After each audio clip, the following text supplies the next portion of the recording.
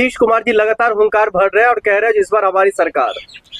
देखिए, एक स्लोगन मैंने याद किया है कि देश में डेवलपमेंट हो रहा है, देश में डेवलपमेंट हो रहा है, बेटा बाप से इंटेलिजेंट हो रहा है, अमीरों का काम अर्जेंट हो रहा है, गरीब बेचारा बेमौत मर रहा है।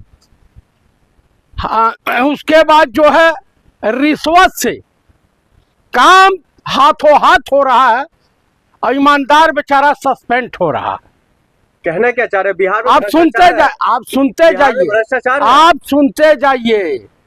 और उसके बाद जो है प्रदूषण परमानेंट हो रहा है, चोरी डकैती भ्रष्टाचार जो है रोज हो रहा है। अब फिर भी लोग कहते हैं कि एनडीए सरकारों में अंधभक्त कहते हैं कि डेवलपमेंट परमानेंट हो रहा। अरे वाह रे वाह! अभी कल भाई साहब जो बॉम्बे में लोकल ट्रेन दुर्घटना घटी है, किसकी सरकार है? डबल इंजन वाली। 11 साल का जश्न मना रहे थे, वहां का स्पीकर थोड़े देर क्षोभ प्रकट करता है और उसके बाद तुरंत रेल मंत्री, जो रेल मंत्री है, ऐसे रेल मंत्री को हिमालय से फेंक देना चाहिए कि जा वही गर्त में डूब जा। देश का प्रधानमंत्री एक भी शब्द बोला है? ये जो रेल दुर्घटना हुई है, हाँ। इसमें किसका जिम्मेदार आप मानते हैं? जो लगभग 4 से 5 लोगों की मौत की जो खबरें 4 से 5 लोगों की मौत हुई है, 4 से 5 लोगों की मौत हुई है ट्रेन के डिब्बे से गिरने से। आप बताइए, रेलवे विभाग की जिम्मेदारी है? भागदौड़ में लोग मरे हैं, इतना ज्यादा लोड पड़ा है, जैसे आपका यहाँ छुपाया गया नजारा नई दिल्ली में कुंभ के मेले में 30 से ज्यादा 35 से ज्यादा मौतें नहीं हुई। इस्तीफा दे देना चाहिए उनको, रेल मंत्री को। इस्तीफा दे करके इसको जेल भेजना चाहिए। इतना बड़ा लीचड़।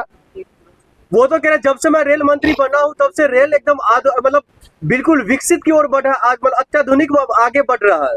रेलवे विकसित हो या ना हो, लेकिन इसका विकास हो रहा है। किसका? रेल मंत्रिया का। आप मुझे बताइए, बिहार पे तो भाई इतना ज्यादा डेवलपमेंट हो रहा है। मुंबई का क्लियर कर लेते हैं। मुंबई में जो घटना हुई है उसके लिए 100% रेलवे जिम्मेदार है, रेल मंत्री जिम्मेदार है। लेकिन रेल मंत्री तो कह रहे हैं जो मैं जबरदस्ती थोड़ी ना बैठा रहा हूँ। आपकी सुरक्षा रेलवे परिसर की जिम्मेदारी किसकी है? किसकी है? जिम्मेदारी रेलवे विभाग की है, रेल मंत्री की है, मुखिया यही है ना। देश में कुछ होता है या आक्रांता हमला करता है। घटना के बाद लगातार तो बैठक तो हो रही है ना, जो कहा मतलब। अरे बैठक हो रही है, चूल्हे बाहर में जा बैठक। आप बताइए, नाम नरेंद्र, काम सरेंडर, घोटाले के बल एलन मस्क ने क्या कहा? एलन मस्क ने कहा कि गौतम अडानी एक उद्योगपति को बचाने के लिए सीज फायर किया गया, यही कहा। आपको अपने देश पर भरोसा नहीं है? मुझे देश के प्रधानमंत्री पे बिल्कुल विश्वास नहीं है।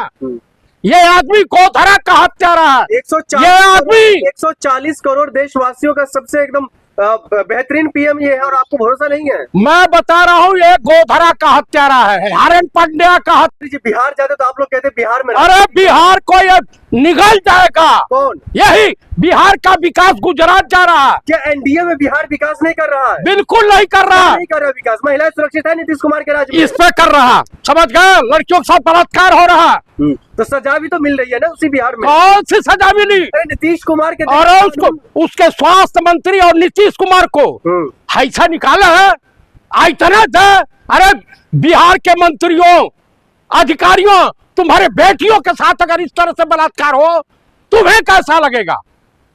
मुझे ये बताइए।